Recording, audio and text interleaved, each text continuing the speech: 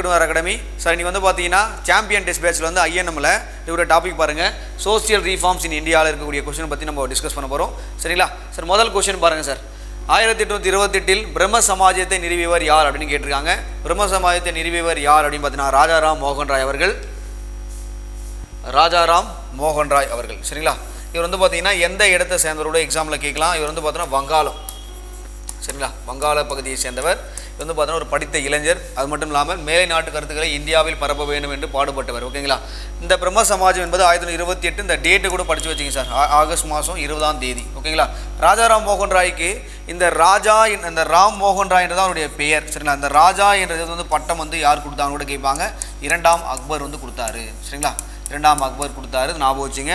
So அடுத்து வந்து ராஜாராம் மோகன் ராய் வந்து பார்த்தீங்கன்னா இந்த சமூகத்தில் நடக்கக்கூடிய தீமைகளாக சொல்லப்படக்கூடியது பார்த்தீங்கன்னா அந்த காலகட்டத்தில் குழந்தை திருமணம், அப்புறம் வந்து பார்த்தீங்கன்னா பலதார மனங்கள், சரிங்களா? அது வந்து பார்த்தீங்கன்னா கல்வி மறுப்பு, அதுக்கு வந்து பார்த்தீங்கன்னா விதவைகள் அந்த சதி ஒழிப்பு சொல்லுவாங்க பார்த்தீங்களா, சதி முறை, இந்த முறை எல்லாமே வந்து பார்த்தீங்கன்னா எல்லாத்தையுமே வந்து பார்த்தா சமூக தீமைகள் நிறைய இருந்தது. அந்த எல்லாத்தையுமே எதிர்த்து வந்து பார்த்தீங்கன்னா இவர் பாடுபட்டார். ஓகேங்களா? அப்போது இவர் வந்து பார்த்தா சதி ஒழிப்புக்காக மிக முக்கியமாக பாடுபட்ட விஷயம். இவருடைய தூண்டுதலின் பேர் தான் வில்லியம் பெண்டிங் பிரபு அவர்கள். சரிங்களா? William Bentinck. இந்த வில்லியம் பெண்டிங் பிரபு என்ன பண்ணியிருப்பார் அப்படின்னு பார்த்தீங்கன்னா 1829ஆம் ஆண்டு சதி ஒழிப்பு சட்டத்தை கொண்டு வந்திருப்பார். சரிங்களா? சதி ஒழிப்பு அப்படின்னு பார்த்தீங்கன்னா கணவன் இருந்தால், சரிங்களா, கணவன் வந்து பார்த்தீங்கன்னா இருந்த அந்த எரிக்கக்கூடிய அந்த புதைக்குழியிலே வந்து பார்த்தீங்கன்னா பெண்களும் அதனுடைய மனைவிமார் வந்து பார்த்தா அந்த இதுலேயே வந்து பார்த்தீங்கன்னா இறங்கி வந்து தீ குளிக்கிறது தான் சதின்னு சொல்லுவாங்க. அந்த சதி ஒழிப்பு சட்டம் என்பது 1929 இவருடைய தூண்டுதல் பேர் தான் அது கொண்டு வரப்பட்டது. ஓகேங்களா? இந்த பிரம்ம சமாஜத்தின் வந்து பார்த்தீங்கன்னா இவர் என்ன சார் பண்ணியிருப்பார் அப்படின்னு பார்த்தீங்கன்னா இவர் ஒரு கடவுள் கோட்பாட்டை சொல்லியிருப்பார். ரொம்ப முக்கியமான ஒரு விஷயம். ஒரு வழிபாட்டை எதிர்த்திருப்பார். சமூகத்தில் நடக்கக்கூடிய மூட பழக்க வழக்கங்கள் எல்லாத்தையுமே எதிர்த்திருப்பார். ஒரு கடவுள் கோட்பாடு என்ற கோட்பாடை சொல்லியிருப்பார். இந்த ஒரு கடவுள் கோட்பாடு என்பது அந்த வங்காளத்தில் இருக்கக்கூடிய, அதாவது மேலை நாட்டில் படித்த மக்கள், இதை படித்த மேல்தட்டு மக்கள் மட்டும்தான் அந்த கொள்கையானது கொண்டு சேர்க்கப்பட்டது. அங்கே இருக்கக்கூடிய தாழ்த்தப்பட்ட மக்களுக்கு இந்த கொள்கையானது கொண்டு சேர்க்கப்படவில்லை. தோல்வி அடைந்த ஒரு விஷயம். ஓகேங்களா?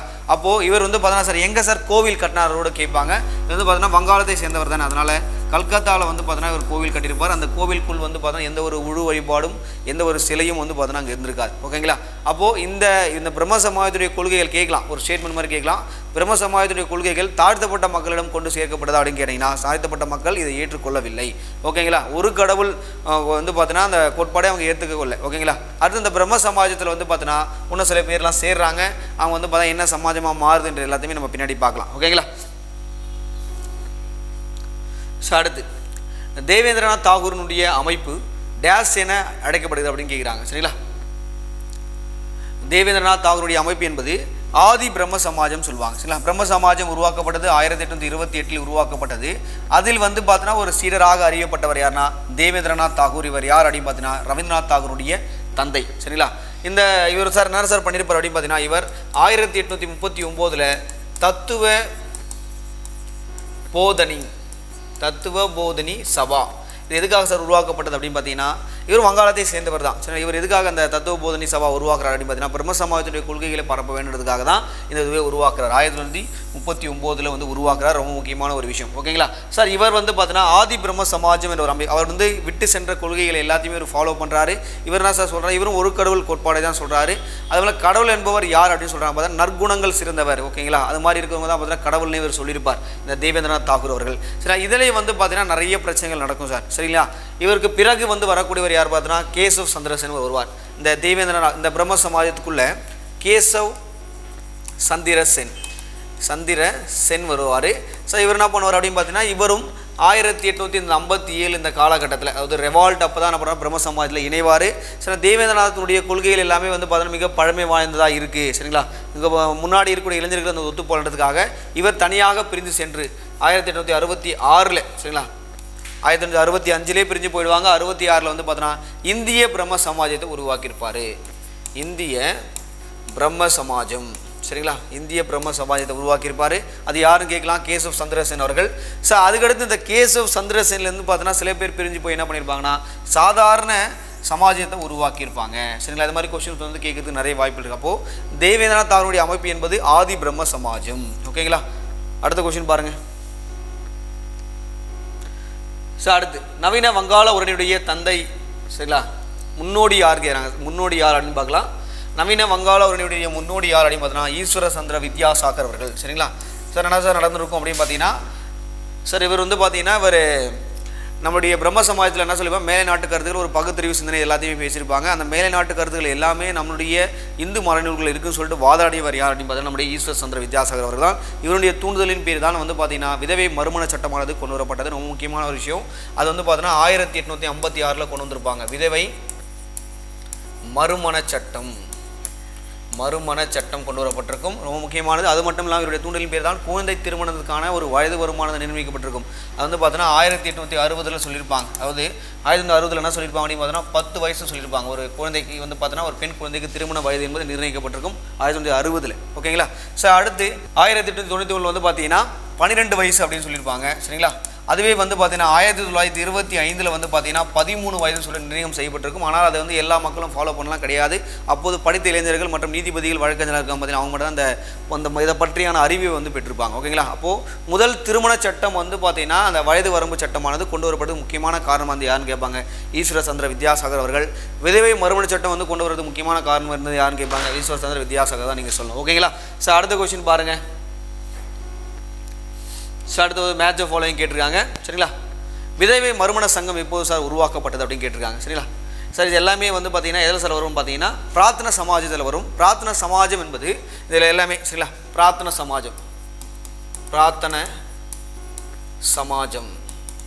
இந்த பிரார்த்தன சமாஜம் என்பது 1867 உருவாக்கப்பட்டிருக்கும். சரிங்களா. ஆத்மராம் பாண்டுரங்கரால் உருவாக்கப்பட்டிருக்கும். அதில் வந்து பார்த்தீங்கன்னா இருக்கக்கூடிய சீடர்கள் வந்து பார்த்தீங்கன்னா யாருன்னா ஆர்சி பண்டார்கர் மற்றும் எம்ஜி ரானடே அவர்கள், நீதிபதி எம்ஜி ரானடே அவர்கள்லாம் இருப்பாங்க. அவங்க தான் அந்த அமைப்புகளை உருவாக்கியிருப்பாங்க. அந்த எம்ஜி ரானடே அவர்கள் உருவாக்கிய அமைப்புகள் தான் இது. சரிங்களா. எம்ஜி ரானடே சரிங்களா.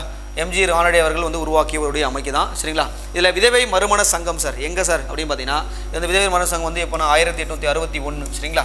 அடுத்து வந்து பார்த்தீங்கன்னா தக்கான கல்விக் கழகம் 1884. சரிங்களா. இது எல்லாமே எங்கே சார் உருவாக்கப்பட்டிருக்கும் அப்படின்னு பார்த்தீங்கன்னா எல்லாமே பம்பாய்.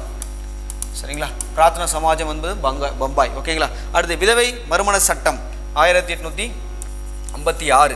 அடுத்து பூனா சரோஜனே சபா என்பது 1870. சரிங்களா. அப்போ ஆன்சர் கீ வந்து பார்க்கும்போது வந்து பார்த்தீங்கன்னா ஃபஸ்ட்டுக்கு வந்து பார்த்தீங்கன்னா 3 வருது. 31442. ஓகேங்களா. ஏதான் அதுக்கான ஆன்சர் கீ. ஓகேங்களா. நான் வச்சுங்க. அப்போ அந்த பிரார்த்தனா சமாஜம் என்பது எங்கே சார் உருவாக்கப்பட்டது அப்படின்னு பார்த்தீங்கன்னா மகாராஷ்டிராவில் இருக்கக்கூடிய மும்பாயில் உருவாக்கப்பட்டது. நல்லா படிச்சுட்டு போங்க. எம்ஜி ரானடே அவர்களால் உருவாக்கப்பட்ட அமைப்புகள் என்பது இந்த விதவை மறுமண சங்கம், தக்கான கல்விக் கழகம் மற்றும் பூனே சர்வஜன சபா. ஓகேங்களா. அடுத்த கொஸ்டின் பாருங்கள் சார். அடுத்து 1960 முதல் முறை திருமண வயது சட்டம் கொண்டு வரப்பட்டது. கரெக்ட் தான் சார். இப்போயே தான் அந்த விஷயத்தை பார்த்தோம். அதோட சார் பண்ணாங்கன்னா ஈஸ்வர சந்திர வித்யாசாகருடைய முயற்சியின் காரணமாக தான் கொண்டு வரப்பட்டது. சரி, ஒரு ரைட்டான ஒரு விஷயம் ஸ்டேட்மெண்ட்டு. ரெண்டாவது ஸ்டேட்மெண்ட் பாருங்கள். 1929 சதியன உடன்கட்டை ஏறும் பழக்கத்தை ஒழித்து சட்டம் இயற்றுவதில் ராஜாராம் மோகன் ராயுடைய முக்கிய பங்கு வகித்தார். கரெக்ட் தான். ஏன்னா இவருடைய தூண்டுதலின் பேர் தான் வில்லியம் பெண்டிங் பிரபு அந்த விஷயத்தை பண்ணியிருப்பார். ஓகேங்களா. அப்போ 2 கூற்றுகளுமே சரி. ஆன்சர் கீ ஏ. ஓகேங்களா. அடுத்த கொஸ்டின் பாருப்பா. அடுத்து பிரார்த்தனா சமாஜம் எங்கே சார் அமைக்கப்பட்டதுன்னு கேட்டிருக்காங்க. சார் பிரார்த்தனா சமாஜம் எங்கே சார் அமைக்கப்பட்டது அப்படின்னு எக்ஸாம்பிள் கேட்கலாம். பிரார்த்தனா சமாஜம் என்பது பம்பாயில் அமைக்கப்பட்டது. சரிங்களா. ஆத்மராம் பாண்டுரங்கம் அவர்களால் வந்து பார்த்தீங்கன்னா அமைக்கப்பட்டது. சார் இங்கே பாருங்கள். இந்த வங்காளம், சென்னை, குஜராத் இந்த பிளேஸ்லாம் கொடுத்துருக்காங்க சார். இதில் வந்து பார்த்தீங்கன்னா வங்காளம் என்பது நம்ம முதலே பார்த்து தான். வங்காளத்தில் வந்து பார்த்தீங்கன்னா பிரம்ம சமாஜம் என்பது ரொம்ப முக்கியமான விஷயம். சரிங்களா. பிரம்ம சமாஜம், ஆதி பிரம்ம சமாஜம், ஓகேங்களா, சாதாரண சமாஜம், அப்புறம் வந்து பார்த்தீங்கன்னா இந்திய பிரம்ம சமாஜம் எல்லாமே வங்காளங்கள் தான். சரி, வங்காளம் தான் முதல்ல வந்து பார்த்தீங்கன்னா சமூக சீர்தி இயக்கங்களை உருவாக்கப்பட்டது. அதன் பிறகு தான் வந்து பார்த்தீங்கன்னா இங்கே பம்பாய், சில இடத்துல வந்து பார்த்தீங்கன்னா சில அடுத்த பின்னாடி நம்ம பார்க்கலாம். அவங்களாம் எங்கெல்லாம் உருவாக்கினார்கள் நம்ம பார்க்கலாம். ஓகேங்களா. ஸோ அடுத்த கொஸ்டின் பாருங்கள். ஸோ அடுத்து 1960 பிரார்த்தனா சமாஜம் எந்த அமைப்பை நிறுவியவர் யார் சார்? ஆத்மராம் பாண்டுரங்கர். நம்ம அதிலே சொன்ன விஷயங்கள் தான். சரிங்களா. அது வந்து பார்த்தீங்கன்னா எங்கே சார் உருவாக்கப்பட்டது? பம்பாயில் உருவாக்கப்பட்டது. ரொம்ப முக்கியமான ஒரு விஷயம். ஓகேங்களா. அடுத்த கொஸ்டின் பாருங்கள். ஸோ அடுத்து தவறான இணையை தீர்வு செய்யன்னு கேட்குறாங்க சார். எந்த அமைப்புகள் வந்து எங்கே இருந்ததுன்னு சொல்லிட்டு பார்த்தீங்கன்னா ஒரு தவறான இணையை கேட்குறாங்க சார். வங்காளத்தில் இருந்து தான் ராஜாராம் மோகன் ராய். கரெக்டான ஒரு ஸ்டேட்மெண்ட். ஓகேங்களா. கேரளாவில் வந்து பார்த்தீங்கன்னா ஐயன் காளி. ஏன்னா நாராயண குரு நீங்கள் படிச்சிருப்பீங்க. சரிங்களா. அந்த நாராயண குரு அவரும் கேரளா தான். ஐயன் காளி அவர் 2 பேருமே கேரளா தான். ஓகேங்களா. அடுத்து குஜராத் வந்து பார்த்தீங்கன்னா யார் சொல்கிறாங்கன்னா ஆத்மராம் பாண்டுரங் அப்படின்னு கொடுத்துருக்காங்க. சரி, ஆத்மராம் பாண்டுரங் என்பது குஜராத் கிடையாது. இவர் வந்து பார்த்தீங்கன்னா பம்பாயை சேர்ந்தவர் தான். தப்பு. சரிங்களா. இவர் வந்து பம்பாய் மகாராஷ்டிரா இதை சேர்ந்தவர். ஓகேங்களா. தமிழ்நாடு வந்து பார்த்தீங்கன்னா வைகுண்ட சாமிகள் அப்படின்னு கொடுத்துருக்காங்க. சரிங்களா. வைகுண்ட சாமிகள் சில கன்னியாகுமரியை சொல்லுவாங்க. சரிங்களா.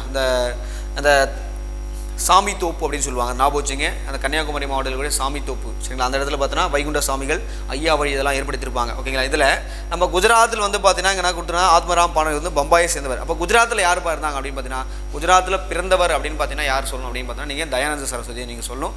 தயானந்த சரஸ்வதியுடைய இயற்பெயர் வந்து பார்த்தீங்கன்னா மூல் சங்கரர் அப்படின்னு சொல்லுவாங்க, சரிங்களா. அவருடைய அமைப்பு ஆரிய சமாஜம் என்பது அவர் வந்து பார்த்தீங்கன்னா பஞ்சாபில் உருவாக்கப்பட்டு பிறகு பம்பாய்க்கு மாற்றப்பட்டிருக்கும், ஓகேங்களா சார். அப்போ வந்து ஆன்சர் கீ வந்து பார்த்தீங்கன்னா சி தான் சார். அடுத்த கொஸ்டின் பாருங்கள். ஸோ அடுத்து 1975 ஆரிய சமாஜத்தை நிறுவியவர் யார் அப்படின்னு கேட்குறாங்க. ஆரிய சமாஜத்தை நிறுவியவர் யாருன்னா தயானந்த சரஸ்வதி அவர்கள், சரிங்களா. 1975 மறக்கவே கூடாது, சரி. இந்த தயானந்த சரஸ்வதியுடைய இயற்பெயர் வந்து பார்த்தீங்கன்னா மூல் சங்கரர் அப்படின்னு சொல்லுவாங்க, மூல் சங்கரர் அப்படின்னு சொல்லுவாங்க. இந்த தயானந்த சரஸ்வதி வந்து பார்த்தீங்கன்னா பஞ்சாபில் அந்த அமைப்பானது உருவாக்கப்பட்டு பிறகு பம்பாயில் மாற்றப்பட்டு நான் சொல்லிட்டேன். இருந்தாலும் நம்ம வந்து பார்த்தீங்கன்னா மேலை கங்கை சமவெளி ஃபுல்லாகவே தெரிஞ்சு வந்து பார்த்தீங்கன்னா என்ன சார் சொல்லியிருப்பாங்கன்னா, எல்லாருமே வந்து பார்த்தீங்கன்னா இங்கே இருக்கக்கூடிய மக்கள், இந்தியாவில் இருக்கக்கூடிய இந்துக்கள் எல்லாருமே முஸ்லிம்களாகவும் கிறிஸ்துவர்களாகவும் மாறியிருக்காங்க. அவங்களை மீண்டும் வந்து பார்த்தீங்கன்னா மீண்டும் இந்து மதத்துக்கு வரதுக்காக அவர்கள் சுத்தி இயக்கத்தை கொண்டு வந்திருப்பாங்க, சரிங்களா. சுத்தி இயக்கம் ரொம்ப முக்கியமான ஒரு இயக்கம். அதாவது மதமாற்றம் செய்யப்பட்ட இந்துக்கள் மீண்டும் வந்து பார்த்தீங்கன்னா இந்து மதத்துக்கு வர வேண்டியதுக்காக தொடங்கப்பட்ட இயக்கம் வந்து சுத்தி இயக்கம். அது மட்டும் இல்லாமல் இவர்களை பார்த்தீங்கன்னா வேதங்களுக்கு திரும்பவும் என்ற வசனம் ரொம்ப முக்கியமான விஷயம். அது மட்டும் இல்லாமல் இவர் சுதேசம் என்ற ஒரு வார்த்தையை முதல்ல இந்தியாவில் பயன்படுத்த, சுயராஜ்யம் என்ற வார்த்தையை முதல்ல பயன்படுத்தி யாருன்னா நம்முடைய தயானந்த சரஸ்வதி அவர்கள் தான், சரிங்களா. அதுக்கடுத்து வந்து பார்த்தீங்கன்னா இது சொல்லுவாங்க, அந்த வாழ்மையே வெல்லும் பொய்மை அல்ல, இந்த வசனங்கள் எல்லாமே இவர்கள் சொல்லப்பட்ட வசனங்கள், ரொம்ப முக்கியமான ஒரு விஷயம். அப்போ இந்த சுத்தி இயக்கம் என்பது தயானந்த சரஸ்வதி, ஞாபகம் வச்சுங்க, ஓகேங்களா. ஸோ அடுத்த கொஸ்டின் பாருப்பா. ஸோ அடுத்த கொஸ்டின் ஸ்டேட்மெண்ட் மாதிரி கொடுத்துருக்காங்க, ஆரிய சமாஜத்தை பற்றி தான் கொடுத்துருக்காங்க, சரிங்களா. நம்ம ஏற்கனவே பேசப்பட்ட விஷயங்கள் தான் பாருங்கள். என்னுடைய முழக்கம் வேதங்களுக்கு திரும்பவும், சரிங்களா. கோ பேக் வேதாஸ் அப்படின்னு சொல்லுவாங்க. அப்போ ஒரு ஸ்டேட்மெண்ட் கரெக்ட். அடுத்த ஸ்டேட்மெண்ட் பாருங்கள், மதம் மாறிய இந்துக்களை மீண்டும் இந்துக்களாக மாற்ற சுத்தி மூமெண்ட், ஓகேங்களா. சுத்தகரிப்பு சடங்கை சமாஜம் வழிவகுத்து கொடுத்தது. அப்போ 2 ஸ்டேட்மெண்ட்டுமே கரெக்ட் தான், ஓகேங்களா. ஏ ஆன்சர், ஓகேங்களா. ஸோ அடுத்த கொஸ்டின் பாருங்கள். ஸோ அடுத்து இந்து மறைநூல்களை முற்போக்கானவை என்று வாதிட்டவர் யார் அப்படின்னு கேட்குறாங்க. அப்போது இது வந்து பார்த்தா இது மாதிரி சொன்னவர் யார் அப்படின்னு பார்த்தீங்கன்னா நம்முடைய ஈஸ்வர சந்திர வித்யாசாகர், வங்காளத்தை சேர்ந்தவர், சரிங்களா. என்ன விஷயம் நடந்ததுன்னா, பிரம்ம சமாஜம் என்பது நம்முடைய நூல்கள் எல்லாமே வந்து பார்த்தோன்னா முற்போக்கானவை கிடையாது அப்படின்னு சொல்லியிருப்பாங்க. ஆனால் மேலை நாட்டு கருத்துக்கள் எல்லாமே நம்முடைய இந்து நூல்களில் இருக்குன்னு சொல்லிட்டு நம்முடைய உபநிடதங்கள் எல்லாத்தையுமே இருக்குன்னு சொல்லிட்டு சொன்னவர் யாருன்னா ஈஸ்வர சந்திர வித்யாசாகர், வங்காள உரைநடையுடைய முன்னோடி என்று அறியப்பட்டவர், ஓகேங்களா. அப்போது இந்து மறைநூல்கள் வந்து முற்போக்கானவை என்று சொன்னவர் யாருன்னா நம்முடைய ஈஸ்வர சந்திர வித்யாசாகர், ஓகேங்களா. ஸோ அடுத்த கொஸ்டின் பாருங்கள். மனிதர்களுக்கு செய்யப்படும் சேவையே கடவுளுக்கு செய்யப்படும் சேவை அப்படின்னு சொன்னவர் யார் அப்படின்னு கேட்குறாங்க, சரிங்களா. யாருப்பா அது மாதிரி சொன்னது அப்படின்னு பார்த்தீங்கன்னா நம்முடைய ராமகிருஷ்ண பரமஹம்சர் அவர்கள். இவர் வந்து பார்த்தோன்னா இவரும் வங்காளத்தை சேர்ந்தவர், கல்கத்தா, சரிங்களா. இவர் வந்து பார்த்தோன்னா தட்சிணேஸ்வரம் என்ற இடத்துல வந்து பார்த்தோன்னா ஒரு கோவில் இருக்கும், அதாவது காளி கோவில், சரிங்களா. அவர் வந்து பார்த்தோன்னா காளி தான் வந்து தன்னுடைய தாய்க்கடவுளாக வந்து வழிபட்டிருப்பார், ரொம்ப முக்கியமான விஷயம். அது மட்டும் இல்லாமல் இந்த வசனம் என்பது ரொம்ப முக்கியம். மனிதருக்கு செய்யப்படும் சேவையே கடவுளுக்கு செய்யப்படும் சேவைன்னு சொன்னவர் யார் அப்படின்னு கேட்பாங்க, ஓகேங்களா. ஜீவன் என்பதே சிவன் என்று சொன்னவரும் யாருன்னா இவர் நம்முடைய ராமகிருஷ்ணர் தான். ராமகிருஷ்ண பரமஹம்சனுடைய சீடர் யாருன்னா சுவாமி விவேகானந்தர் அவர்கள். அவர் தான் ராமகிருஷ்ண மிஷன் என்ற அமைப்பை உருவாக்கியிருப்பார். அந்த ராமகிருஷ்ண மிஷன் என்பது எப்போ சார் உருவாக்கப்பட்டிருக்கும் அப்படின்னு பார்த்தீங்கன்னா 1897 பேலூர் அப்படின்னு சொல்லுவாங்க, சரிங்களா. பேலூர் அப்படின்னு சொல்லுவாங்க. அந்த இடத்துல ராமகிருஷ்ண மிஷன் அந்த உருவாக்கப்பட்டது. இது கல்கத்தாவில் இருக்குது, சரிங்களா. இந்த அமைப்பு என்பது ரொம்ப முக்கியமான ஒரு அமைப்பு சார். இவங்க வந்து பார்த்தீங்கன்னா ஒரு இந்து மதத்தில் வந்து இருக்கக்கூடிய சீர்திருத்தம் மட்டும் கொண்டு வரது மட்டும் அவங்க இது பண்ணல. அங்கே இருக்கக்கூடிய மக்களுக்கு கல்வி அறிவு கொடுப்பது, மருத்துவ உதவி தருவது, இயற்கை சீற்றங்கள் ஏற்பட்டால் அதில் வந்து பார்த்தீங்கன்னா மக்களை பாதுகாப்பது போன்ற ஒரு நல்ல உதவிகள் எல்லாமே வந்து பார்த்தீங்கன்னா அவங்க செஞ்சுருக்காங்க. ரொம்ப முக்கியமான ஒரு விஷயம், ஓகேங்களா. இந்த ஸ்டேட்மெண்ட் பார்த்துங்க சார். மனிதர்களுக்கு செய்யப்படும் சேவையே கடவுளுக்கு செய்யப்படும் சேவைன்னு சொன்னவர் யாருன்னா நம்முடைய ராமகிருஷ்ண பரமஹம்சர் அவர்கள், சரிங்களா. ஸோ அடுத்து பாருங்கள். இந்த கொஸ்டின் கேட்டிருக்காங்க பாருங்கள். ஜீவன் என்பதே சிவன் என கூறியவர் யார் அப்படின்னு சொன்னவர் யார் அப்படின்னு பார்த்தீங்கன்னா நம்முடைய ராமகிருஷ்ண பரமஹம்சர் தான் சொல்லியிருப்பார், ஓகேங்களா. ஸோ அடுத்த கொஸ்டின் பாருங்கள். ஸோ அடுத்து ராமகிருஷ்ண மிஷனை நிறுவியவர் யார் அப்படின்னு கேட்குறாங்க. ராமகிருஷ்ண மிஷனை நிறுவியவர் யார் அப்படின்னு பார்த்தா நம்முடைய சுவாமி விவேகானந்தர் அவர்கள், சரிங்களா. சுவாமி விவேகானந்தர் அவர்கள் தான் நிறுவியிருப்பார், ரொம்ப முக்கியமான ஒரு விஷயம், சரிங்களா. இவர் 1863 இந்த காலகட்டம் 1902 சுமார் ஒரு 39 வயசு தான் இருந்திருப்பார், சரிங்களா. இவருடைய இயற்பெயர் வந்து பார்த்தோன்னா நரேந்திரநாத் தத்தா அப்படின்னு சொல்லுவாங்க. இந்த இயற்பெயர் நல்லா படித்தோம். இவர் வங்காளத்தை சேர்ந்தவர் தான். இவர் உடைய வந்து மாநாடு என்பது ரொம்ப முக்கியமான ஒரு மாநாடு சார். 1893 இந்த சிகாகோ மாநாடுன்னு சொல்லுவாங்க. சிகாகோ மாநாடு என்பது ரொம்ப முக்கியமான ஒரு மாநாடு, சரிங்களா. அதனால் மாநாட்டில் பேசியிருப்பார். மதத்தினுடைய பக்தி மார்க்கத்தை, இந்து மதத்தினுடைய பக்தி மார்க்கத்தை பற்றி பேசியிருப்பார். அங்கே ஒரு வசனம் பேசப்பட்டிருக்கும்.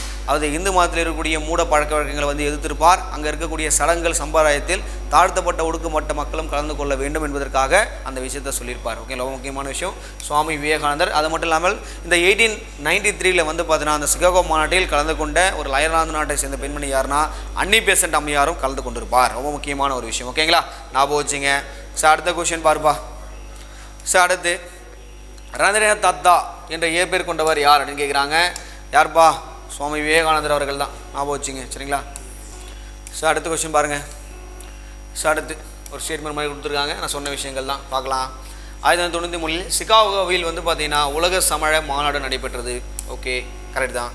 இங்கே விவேகானந்தர் இந்து சமயம் பற்றியும் பக்தி மார்க்க தத்துவம் குறித்தும் அவர் ஆற்றிய சொற்பொழிகள் அவருக்கு பெரும் புகழை சேர்த்தன. 2 ஸ்டேட்மெண்ட்டுமே கரெக்டான ஒரு விஷயம். ஓகேங்களா, ஏ ஆன்சர் கீ. அடுத்த கொஸ்டின் பாருப்பா.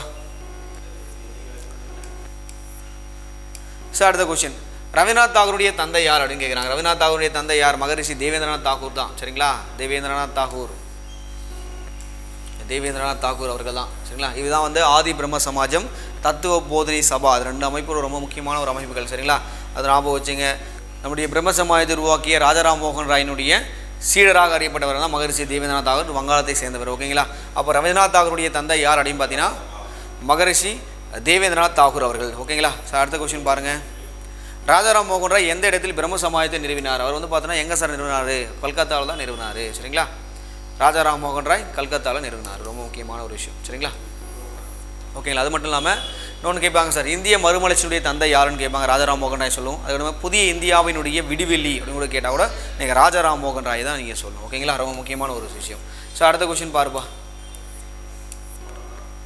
ஸோ அடுத்து குலாம்கிரி புத்தகம் யாரால் எழுதப்பட்டது அப்படின்னு கேட்குறாங்க. சரிங்களா. குலாம்கிரி அப்படின்னு பார்த்தீங்கன்னா யார் சார்னா ஜோதிபா பூலே அவர்கள் தான் எழுதியிருப்பார். ஜோதிபா பூலே அவர்கள். சரிங்களா, சீதா ஆன்சர். குலாம்கிரி. சரிங்களா, அடிமைத்தனம் அப்படின்னு கூட சொல்லுவாங்க. அதோடைய மீனிங் அது அடிமைத்தனம் அப்படின்னு கூட சொல்லுவாங்க. சார் இவர் வந்து பார்த்தீங்கன்னா ஒரு மகாராஷ்டிராவை சேர்ந்தவர். 1827 மகாராஷ்டிராவில் பிறந்திருப்பார். ஓகேங்களா. அது மட்டும் இல்லாமல் இவர் வந்து பார்த்தீங்கன்னா முதலில் பெண்களுக்கான பள்ளி என்பது 1852 பெண்களுக்கான பள்ளி என்பது உருவாக்கப்பட்டிருக்கும். சரிங்களா, ரொம்ப முக்கியமான ஒரு விஷயம். சரிங்களா. அப்போ இந்த ஜோதிபா அவர்கள் தாழ்த்தப்பட்ட ஒடுக்கப்பட்ட மக்களுக்காக பாடுபட்டவர். பிராமணர் அல்லாத மக்களுடைய முன்னேற்றக்காக ரொம்ப முக்கியமாக பாடுபட்டவர் யாருன்னா இவர் தான். அது மாதிரி சத்திய சோதக் சமாஜம். சரிங்களா, அது உண்மை தேடுவோர் சங்கமானது உருவாக்கப்பட்டதும் இவர் தான் உருவாக்கியிருப்பார், ஜோதிபா பூலே அவர்கள். சரிங்களா. சத்திய சோதக் சமாஜம், அதுக்குடைய மீனிங் என்ன சொல்லுவாங்கன்னா உண்மையை நாடுவோர் சங்கம் அப்படின்னு சொல்லுவாங்க. அதையும் உருவாக்குவர் யாருன்னா ஜோதிபா பூலே அவர்கள். சரிங்களா. அடுத்த கொஸ்டின் பாருங்க. சார் அடுத்த கொஸ்டின் சத்யார்த்த பிரகாஷ் என்ற நூலினுடைய ஆசிரியர் யார் அப்படின்னு கேட்குறேன். சத்யார்த்த பிரகாஷ் என்ற நூலுடைய ஆசிரியர்னா தயானந்த சரஸ்வதி அவர்கள் தான். சரிங்களா. அப்போது அவங்க எழுதிய நூல்கள் எல்லாம் நல்லா படிச்சுட்டு போங்க சார், எக்ஸாமில் கேட்பாங்க. ஓகேங்களா. ஸோ அடுத்த கொஸ்டின் போவோமா. ஸோ அடுத்த கொஸ்டின் குலாம்கிரி என்றால் என்ன? சரிங்களா. குலாம்கிரி என்பது வந்து நான் சொன்னேன்னா அடிமைத்தனம் அப்படின்னு சொன்னேன். ஓகேங்களா. அடிமைத்தனம் யார் சார் பண்ணது அப்படின்னு பார்த்தீங்கன்னா நம்முடைய ஜோதிபா பூலே அவர்கள் தான் பண்ணியிருப்பார். ஸோ அடுத்து எந்த ஆண்டில் பிரம்மஞான சபையானது நிறுவப்பட்டதுன்னு கேட்குறாங்க. எந்த ஆண்டு? 1875 தான் நிறுவப்பட்டது. அதுவும் இது இங்கே நிறுவப்படவில்லை, இது அமெரிக்காவில் உள்ள நியூயார்க்கில் நிறுவப்பட்டது. சரிங்களா. யார் சார் உருவாகியிருப்பாங்க? சரிங்களா, நம்மளுடைய ஹால்காட் அவர்களும் பிளவாட்ஸ்கி அம்மையார். பிளவாட்ஸ்கி என்பவர் யாருன்னா ரஷ்ய நாட்டை சேர்ந்த ஒரு பெண்மணியும். சரிங்களா. அதுக்கடுத்து வந்து பார்த்தீங்கன்னா நம்முடைய ஹால்காட், HS ஹால்காட் 2 பேரும் சேர்ந்து என்ன பண்ணியிருப்பாங்கன்னா பிரம்மஞான சபை, அதாவது தியோசபிக்கல் சொசைட்டி என்பதை 1875 வந்து பார்த்தா நியூயார்க்கில் உருவாக்கியிருப்பாங்க. சரிங்களா. அடுத்து இந்த பிரம்மஞான சபை வந்து சார் எப்போ சார் வந்து பார்த்தீங்கன்னா நம்முடைய சென்னைக்கு மாற்றினாங்களோட எக்ஸாமில் கேட்பாங்க. 1986 வந்து வந்திருப்பாங்க. இந்த டேட்டா நிறைய இருக்குது, மாதிரி கொடுத்துருப்பாங்க. நம்ம புக்கில் வந்து பார்த்தீங்கன்னா டெக்ஸ்ட் புக்கில் என்ன கொடுத்துருக்காங்க, தமிழ்நாடு ஸ்டேட் போர்ட் புக்கில் 1986 தான் சென்னைக்கு மாற்றினாங்கன்னே கொடுத்துருக்காங்க. தலைமை இடம் என்பது மாற்றிருக்காங்க. அதனால் சென்னை அடையாறில் மாற்றிருப்பாங்க. இந்த நம்மளுடைய HS ஹால்காட் இருக்கார் பார்த்தீங்களா, HS ஹால்காட்டுக்கு பிறகு தான் நம்ம என்ன பண்ணியிருப்பாங்க அப்படின்னு பார்த்தீங்கன்னா பிரம்மஞான சபையினுடைய தலைவராக கூட வந்து மாறியிருப்பாங்க. சரிங்களா. அது ரொம்ப முக்கியமான விஷயம். அப்போது 1907 இந்த விஷயம் நடந்திருக்கு சார். அப்படின்னா அன்னி பெசன்ட் அம்மையார் வந்து தலைமை தாங்கியிருப்பாங்க. சரிங்களா. அப்போ பிரம்மஞான சபையினுடைய தலைமையிடம் எங்கே இருக்குன்னா சென்னை அடையாறில் இருக்குது, நம்ம மறக்கவே கூடாது. சரிங்களா. ஸோ அது மட்டும் இல்லாமல் சார் இன்னொரு விஷயம் நம்ம அங்கே சொல்லணும். அன்னி பெசன்ட் அம்மையார் அவர்கள் இந்தியாவுக்கு எப்போ வந்தாங்க? எக்ஸாமில் கொஸ்டின் பண்ணலாம். 1993 தான் வந்திருப்பாங்க. என்ன விஷயம் நடந்திருக்குன்னா, சிகாகோ மாநாட்டில் விவேகானந்தர் கலந்து கொண்டு பேசியிருப்பார். அந்த மாநாட்டில் பிரம்மஞான சபையின் உறுப்பினராக பிளவாட்ஸ்கி அம்மையார் கலந்து கொள்ள வேண்டும். அந்த மாதிரி வந்து உடல்நிலை சரியில்லை என்ற காரணத்துக்காக அன்னி பெசன்ட் அம்மையார் என்ன பண்ணிருப்பாங்க, அந்த மேடையில் போய் பேச வச்சிருப்பாங்க. ஓகேங்களா? அப்போது இந்த விஷயம் ஞாபகம் வச்சுங்க. ஓகேங்களா? அப்போது பிரம்மஞான சபை எப்போ சார் நிறுவப்பட்டதுன்னா 1975 இது நியூயார்க்கில் நிறுவப்பட்டது. ஓகேங்களா? ஸோ அடுத்த கொஸ்டின் பாருங்கள் சார். இங்கே பாருங்கள், அதே தான் கொஸ்டினாக அவங்க கொடுத்துருக்காங்க.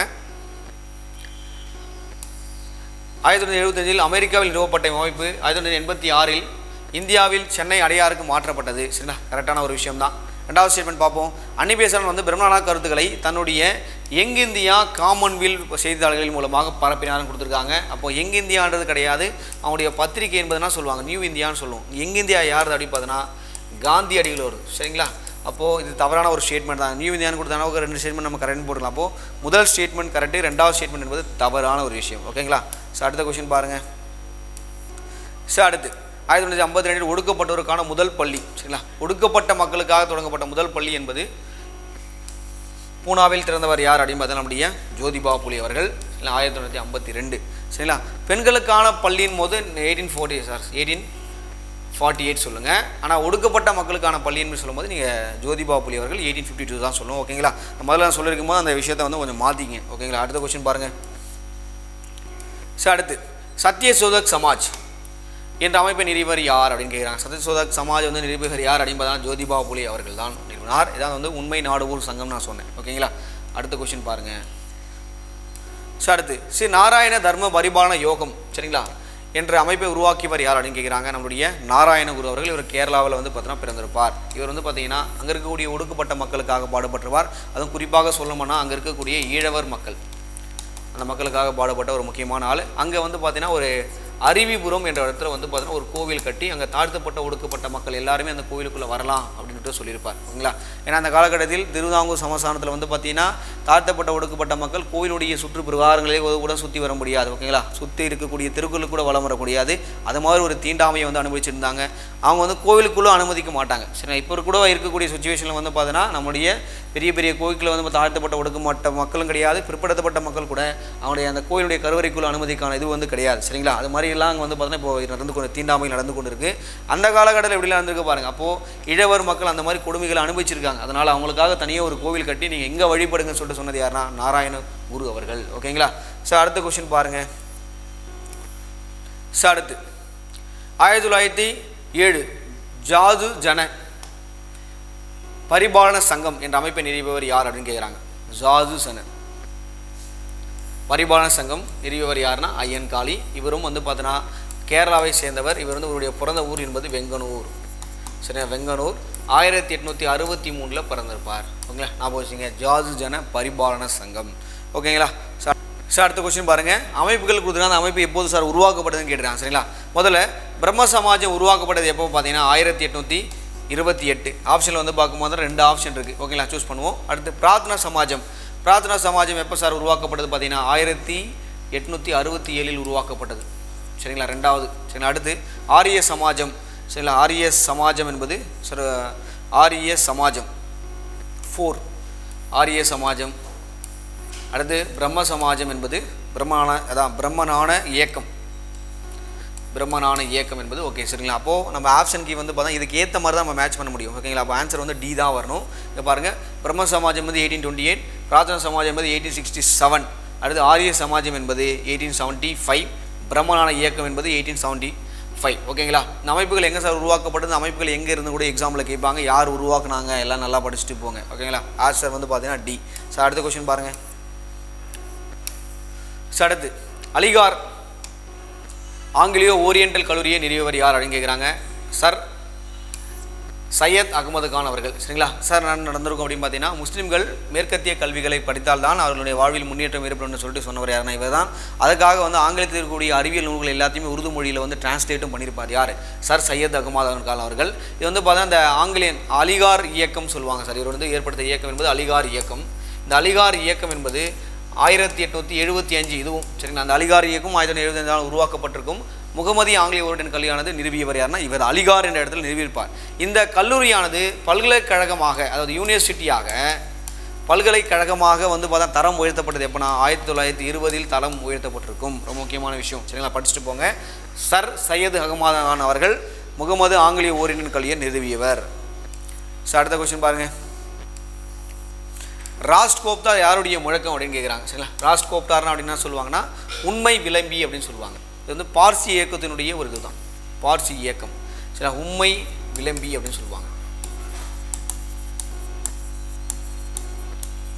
உண்மை விளம்பி அப்படின்னு சொல்லுவாங்க. சரியா, நல்லா படிச்சுட்டு போனோம். பார்சி இயக்கம். சரிங்களா, பர்தூன்ஜி நவ்ரோஜி அவர்கள், அதாவது தாதாபாய் நவ்ரோஜினுடைய சகோதரராக இருக்கக்கூடிய பர்தூன்ஜி நவ்ரோஜி அவர்கள் தான் அந்த பார்சி இயக்கத்தில் வந்து முக்கியமாக பங்காற்றியவர்கள் இவர்கள். நான் வச்சுட்டு போனோம் சார். சரிங்களா, இந்த பார்சி இயக்கத்தினுடைய சடங்குகளை வந்து இப்போ ரீசெண்டாக இருந்த ரத்தன் டாட்டா இருக்கார் பார்த்தீங்களா, நாகிருந்த அவருடைய இறுதி சடங்குகள் எல்லாமே இந்த பார்சியில் வந்து பார்த்தா சமூக மக்கள் எதை மாதிரி வந்து பார்த்தா சடங்குகள் இறந்த பிறகு சடங்குகள் செய்வாங்களோ அந்த சடங்குகள் எல்லாத்தையுமே இவங்க வந்து பார்த்தீங்கன்னா இப்போ ரத்தன் டாட்டா இருந்தபோது அந்த விஷயத்துக்கள் ஃபாலோ பண்ணாங்க. அதாவது இறந்த உடலை என்பதை காட்டின் நடுப்பகுதியோ இல்லை மலையின் இடுக்குள்ளேயோ வந்து பார்த்தா அதை இது பண்ணிவிடுவாங்க. அதை வந்து பார்த்தீங்கன்னா அங்கே இருக்கக்கூடிய விலங்குகள் மற்றும் பறவைகளுக்கு அந்த உடலானது உணவாக வந்து பார்த்தீங்கன்னா எடுத்துக்கொள்ளப்படும். இதான் வந்து அந்த இறுதி சடங்குன்னு சொல்லுவாங்க. இந்த பார்சி இயக்கம் ஞாபகம் வச்சுங்க சார். சரிங்களா சார், இதை தாண்டி சார் வேறு என்ன சார் கேட்பாங்க அப்படின்னு நம்ம பார்க்கும்போது, சார் பிரம்ம சமாஜம் நம்ம படித்தோம். அந்த பிரம்ம சமாஜ்லேயே 3 பேரை நீங்கள் படிச்சிங்க. சரிங்களா, ஒருத்தர் வந்து பார்த்தீங்கன்னா யார், ராஜாராம் மோகன் ராய் படிச்சிங்க. அடுத்து தேவேந்திரநாத் தாகூர் படிச்சிங்க. அடுத்து வந்து பார்த்தீங்கன்னா நம்மளுடைய கேசவ சந்திரசேனை படிச்சிங்க. சார் கேசவ சந்திரசேன் வந்து பார்த்தீங்கன்னா என்ன சார் பிரச்சனை அவருக்கு அப்படின்னு பார்த்தீங்கன்னா, அவர் வந்து பார்த்தீங்கன்னா 1866 இந்த காலகட்டத்தில் இந்திய பிரம்ம சமாஜம் என்ற ஒரு அமைப்பை உருவாக்கியிருப்பார்.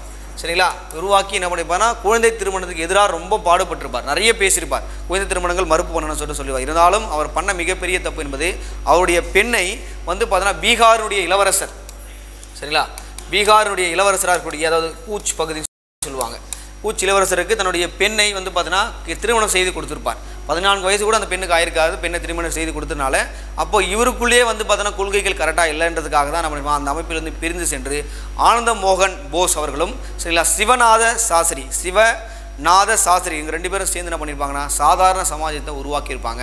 அப்போ அந்த சாதாரண சமாஜத்தை உருவாக்கியவர் யாருன்னு கேட்பாங்க, ஆனந்த மோகன் போஸ் அவர்களும் சிவநாத சாஸ்திரி அவர்களும் உருவாக்கியிருப்பாங்க. நல்லா படிச்சுட்டு போனோம். ஓகேங்களா, எதுக்காக சார் இந்த அமைப்பானது பிரிக்கப்பட்டது ஞாபகம் வச்சுங்க. சார் அடுத்து வந்து பார்த்தீங்கன்னா நம்ம வந்து இந்த விஷயத்தில் வந்து பார்த்தா நம்முடைய சீக்கிய சமூகத்தில் நடக்கக்கூடிய விஷயத்தை நம்ம பேசல. நிரங்காரி அப்படின்னு சொல்லுவாங்க. நிரங்காரி அப்படின்னு பார்த்தீங்கன்னா பாபா தயால் தாஸ் அவர்களும் சரிங்களா, நாம்தாரி அப்படின்னா பாபா ராம்சிங் அவர்களும் வந்து பார்த்தீங்கன்னா அந்த ஒரு இயக்கங்களை ஆரம்பிச்சிருப்பாங்க. இது மாதிரி இயக்கங்கள் எல்லாமே கேட்பாங்க சார். நல்லா படிச்சுட்டு போகணும். அப்போ வந்து பார்த்தீங்கன்னா உங்களுக்கான டேட்டா வந்து பார்த்தீங்கன்னா இந்த சமூக சீர்திருத்த இயக்கங்கள் டேட்டா வந்து பார்த்தீங்கன்னா உங்களுக்கு 10th புக்லேயும் அண்டு பார்த்தீங்கன்னா 11th புக்லேயும் தான் அந்த ஹிஸ்ட்ரி புக்கில் அந்த டேட்டா இருக்குது. அதை நல்லா படிச்சுட்டு போகணும். ஓகேங்களா சார், இதே மாதிரி வந்து பார்த்தீங்கன்னா அடுத்த வீடியோவில் உங்களை மீட் பண்ணுறேன். ஓகேங்களா, பாய்.